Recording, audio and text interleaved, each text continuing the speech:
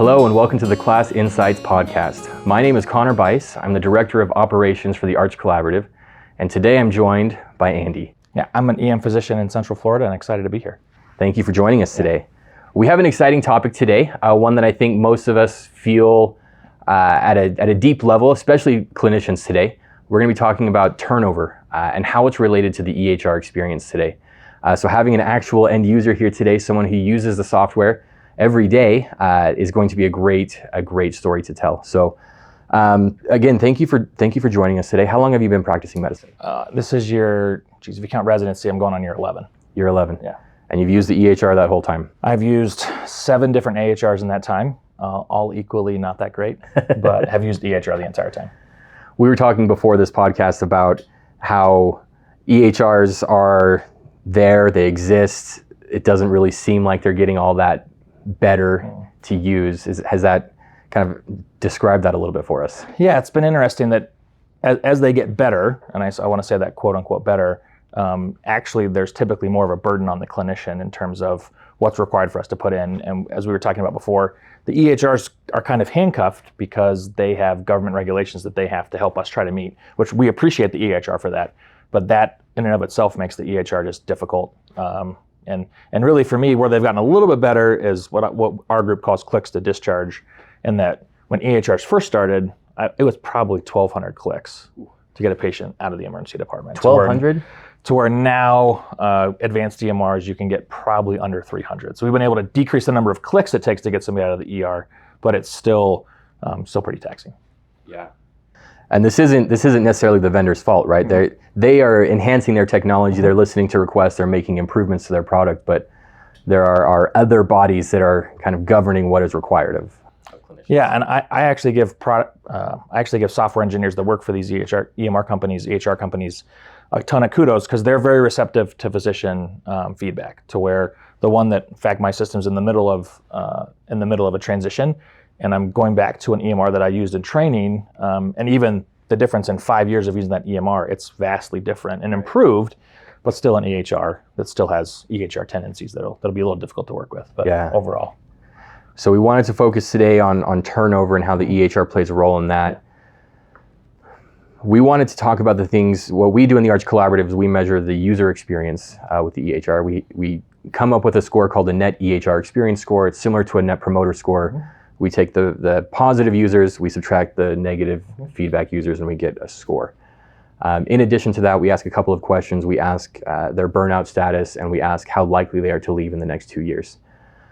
We understand that the EHR may not be the sole or the primary contributing factor to burnout or someone's reason to leave. We understand that there are lots of different factors that play into that, but because of our focus on EHR usability, we focus on this topic. Mm-hmm. One of the kind of shocking numbers that we've seen as we've been measuring this, and we started this really right at the beginning of the pandemic, unknowing that there was going to be a pandemic coming. Yeah, the last 2 years. The last 2 years. Forever and all the above. We started asking how likely are you to leave in the next 2 years, and we have seen this number increase to about 20%. 20% of clinicians are mm-hmm. saying that they are likely to leave. Does that resonate with you? Does that match what you're experiencing? Yeah, it does. Before we hit record, we talked about just my private group of over 200 EM physicians in Central Florida. We've seen about 10 to 15% relieve our group in the last 2 years, so in the time since you've been measuring this. And some of them are leaving clinical medicine completely. Some of them are finding jobs where their role as a physician can be used to get a better job. So some of them will move to the insurance industry, and then a good number have just left private healthcare to move to more of a public model, working for one of the many government agencies in Central Florida. Interesting. So you're kind of seeing a divergence here. Some people are leaving just their organization; it's not working for them. Yeah. Finding a more optimal solution, and some are leaving the industry as a whole. Yes. We see this in the data as well, right? We see actually nurses are leaving at a higher rate than physicians are. Organizations are telling us, we're short-staffed. Nurses are leaving. They're joining travel agencies, and they're coming right back to our organization just on a different contract, and we now have to pay more to staff appropriately. How much of an impact is kind of staffing shortages having on this? To give you a personal example, that every time I go to work, I work in a 75-bed emergency department that has 30 hallway beds, so about 20 nursing assignments in a shift. 2 years ago when I started there, right as COVID was hitting, that was staffed with 20 staff nurses that were employees of my health system. It got as far as over 50% of the nurses that I would walk into at night or on to a regular shift were travelers. We're now getting back to where maybe 75% are staff nurses, but still a good number of nurses who are travelers, which limits who they can take care of. And that's in terms of how difficult a patient is, how sick a patient is, are they getting boarded, are they getting admitted, like a lot of different factors that filter into who they can actually take care of. And then it's training our regular nurses knowing that they're there, they've been committed, they've stayed with our healthcare system, and they're sitting next to a nurse that's making 2, 3, or maybe 4 times more than they are while they're doing less work at work. And that just permeates within the department of, we feel it as physicians, and then also from a perspective of having to work with people that I don't know. Right. The healthcare team is so important to the way we take care of patients, especially critical patients, that the less turnover you have within your team is really important. And COVID has just amplified, COVID and burnout related to that has amplified the turnover within our department to where it's just harder to take care of patients than it was 2 years ago. Yeah, I can't imagine what that is like. We another thing that we see in our data is because there's such high level of turnover, organizations are having a hard time training new users how to use the system. So not only do you not know the nurse that is seeing your patient, right, but do you feel confident that they know how to do the kind of core requirements that they're required to document? And in terms of an EHR experience, it's, do they know how to use our EHR well enough to document appropriately that makes my charting easier, or do I have to do extra work in the chart knowing that this might be a nurse that's been on the floor for maybe a week and has never used our EHR until 8 days ago?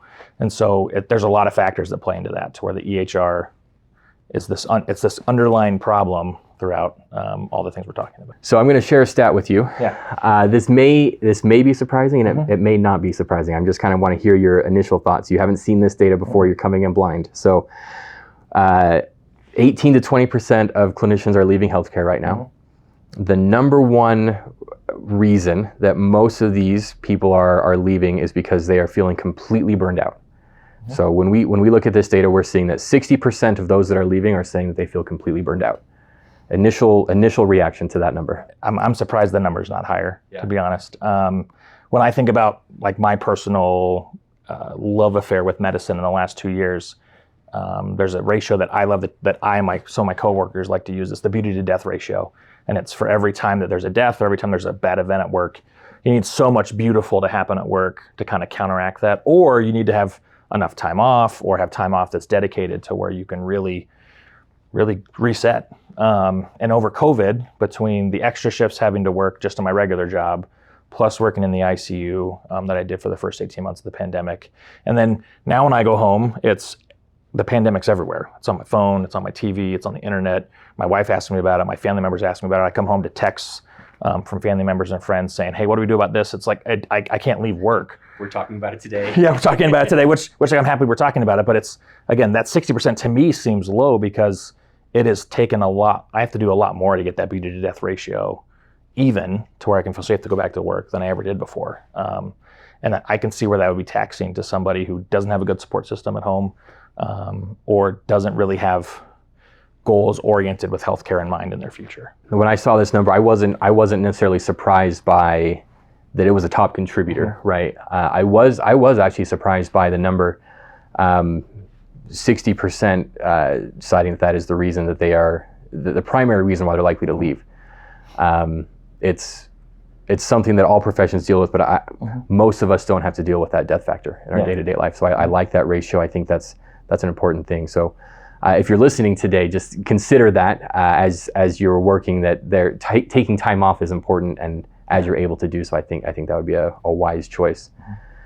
What do you think needs to happen with the EHR experience? What can make your experience better? What would make it more useful for you? How can the entire experience change for you? So for me, I think it really comes down to this is a personal problem that you have to fix for yourself. Before, again, we turn the mic on, government regulations are not going away. In fact, one of the reasons why EHRs have so many problems to deal with is because every year we have to do more and more for patients and document more and chart more. And so that's never going to change. And I've come to that realization that there will be more regulations from all these different agencies that make my ability to use EHR less. Like that's never going to happen. So in my brain, I just have to remind myself that's off the table. And so really I have to remember that when I document for patients, I'm really documenting for their next visit to the hospital. And so having been a clinician who's gotten a patient who was a train wreck that came to me with a visit that had an incomplete visit summary, and then having to deal with the kind of the time lost in gathering data and delays in care and delays in acute treatment. I just always have to remind myself, this is a very personal thing that you have to come to terms with, and you have to solve it personally. And I know I hate it when people say that about solutions. You just gotta have a personal fortitude, but this is a problem that's not going away. EHRs are never gonna just disappear. They're gonna be more and more taxing the longer we're in medicine. And so you just have to remember, this is one of the few things you can do that it's about the patient. And when I log into my EMR, on my days off, when I get home from work and I click through boxes to make sure that the chart's complete, so my partner, when they come back to the ER in a week, they know exactly what happened. I'm doing it so the patient gets the best care possible. Right. And so when I make it about the patient and I make it less about how annoying it is to me, it at least makes it to where I don't do it as angrily as I used to do. It's a little bit more tolerable. A little more tolerable, yeah. So we started this podcast today talking about we in the Arch Collaborative here at KLAS measure what health systems can control. Mm-hmm. It's possible to replace a system, rip and replace, very expensive, huge impact on the workflows and just time, just tons of time.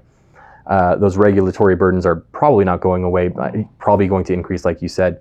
So what can end users and organizations do is what we focus on in the collaborative. So the second most important factor when people were considering leaving healthcare was those who strongly disagreed that their organization has done a great job implementing, training on, and supporting the EHR.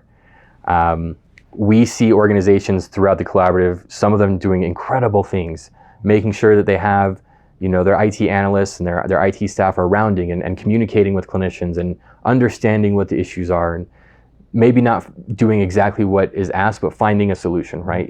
This is something that regulations require. I'm sorry, I can't take that away. But if we introduce this macro, this short key, you can start with a few letters and it'll expand your note, right? Doing things like that are some things that organizations do really well. Our message for anyone to hear really is that the users own a lot, but the organizations themselves own a lot of how the experience is managed. What's kind of been your experience? You said you use seven different records here. Yeah, seven different EMR systems at 8 different hospital systems. And I can tell you, most of them have been great. Most hospitals have great support. I will tell you, never more disheartening. So I remember I walked into a shift. I had not worked there in long enough to where one of my passwords had gone awry. Okay. And I called the help desk, and the help desk was not available after 5 p.m. on Fridays. It would not be available till Monday. And this was a Saturday night shift. And so I called my boss and I said, hey, what am I supposed to do? And so I logged in under his name and I charted charts and had to spend a decent amount of time on every patient, making sure that they knew I was taking care of them. And so versus walking into a similar situation maybe a month later at my home system, to where I thought I put my password in correctly, but I didn't do it once, and then it happened a couple times in a row, and I got kicked out, and I called and they said help desk, and within 30 seconds they had me back up and running. Right. And so I think a lot of where systems can help with EHR is just having 24-hour support, and having 24-hour support that's helpful. Because I've also worked at places that have 24-hour support, but you call and it's this back and forth that takes a lot of energy, and it takes them 5 to 10 minutes to diagnose your problem. Versus the ones that have been great is they're able to remote in, see what my problem is, fix the problem within minutes, and have me back up and running, knowing that really the only thing that stops my shift is if the EHR isn't working, because patients keep coming. They don't stop. It's not going to say the doctor can't see you today because the EHR isn't working. And so hospitals that support their EHR by having 24-hour services, and then also during high peak volume times, having people who can just come down and fix things for me. Because you can do so much remote, but sometimes you just need a physical person. And so At where I work now and where I've worked previously, numerous places have had just somebody in the hospital 24 hours a day that their entire job is to support physicians and nurses and other people with the EHR. And that goes a long way in supporting your staff to where EHR is not the thing that's going to break tonight. Right. It might be, it might be the system or the communication with the pharmacy, or, the computers actually break, or there's an issue with a patient. But when the EHR is not the problem, things run smoothly. I couldn't agree more with that. The organizations that are seeing the highest success in the collaborative today are organizations that have 2 to 4 providers employed by IT for every 1,000 users, right? So there's kind of this ideal ratio of support. You're having people who walk in your shoes. Most of them are still practicing medicine, like they haven't retired from seeing patients, which I think is actually a good thing, because they're, as one doctor put it to us, we're eating our own dog food. We have to make sure that what we are doing in IT isn't negatively impacting us as physicians. And so we see organizations that have that ratio being successful. We see organizations that really do put an emphasis on availability and accessibility of IT when things do go wrong, having someone being available. This goes for both help desk things like you talked about, but as well as kind of documentation questions. We hear all the time where people are like, I'm seeing a patient that I don't typically see. They're kind of showing some symptoms that I'm not too familiar with. I'm having to run tests that I don't normally run, and I don't know how to kind of go through this as fast as I should. And really successful organizations have people that can answer those questions as well. One thing I'll give credit to my current organization is on top of having paid IT people that are there to help us and truly champions from a support system within the EHRs, they also have physicians that are available to help with those same EHR questions, to where within my group and within my system, we have a new EMR that goes live later this month, and it's for go live every day. There is a physician that's available all day, to where any ED provider can call them and say, hey, I'm in this note, I don't know how to do this, and then they can either be in person within 30 minutes or they can remote in and help them solve the problem. And so not only just having an IT person, but having someone who speaks your language exactly be able to support you as well. And we've talked about how do we maintain that after the go live happens, and really the importance of that, because there's fewer things more frustrating. One, when your EMR goes down, but it is nice that when you call, it's one of your partners, or it's somebody who you say, hey, I don't know how to put in this specific scoring system. They know what the scoring system is you're talking about. They know what the dot phrase you're looking for looks like, and they're able to help you within seconds versus having to wait and do it later. Absolutely. Yeah, that's a great practice. Yeah.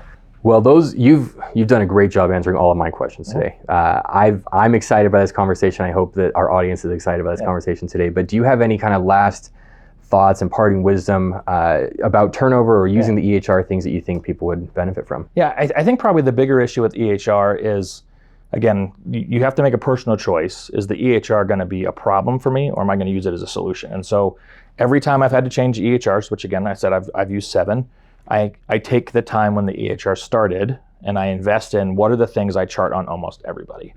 And so I create dot phrases or macros for that. I come up with consistent discharge instructions that fit what I would say, not what the computer tells me to say. And so with that little bit of time investment, like right now as we're moving to a new EMR, I've spent about 20 hours of my own time. I will say that it's my own time, it's unpaid, but I know that time will pay dividends down the road when I'm in a pickle or I'm seeing a patient that I can go dot normal chest pain, dot normal heart score, dot chest pain discharge instructions, rather than having to type that all out or dictate it all out or tell my scribe it all out. That those hours that I've spent will save me time on the back end and make that shift better. And that'll be because my EHR experience was better. Absolutely. Well, thank you for joining us today. Thank you for listening today. If you'd like to learn more, you can come and visit us at KLASresearch.com. That's KLAS research.com. Thank you for listening, and we hope you've enjoyed our podcast today.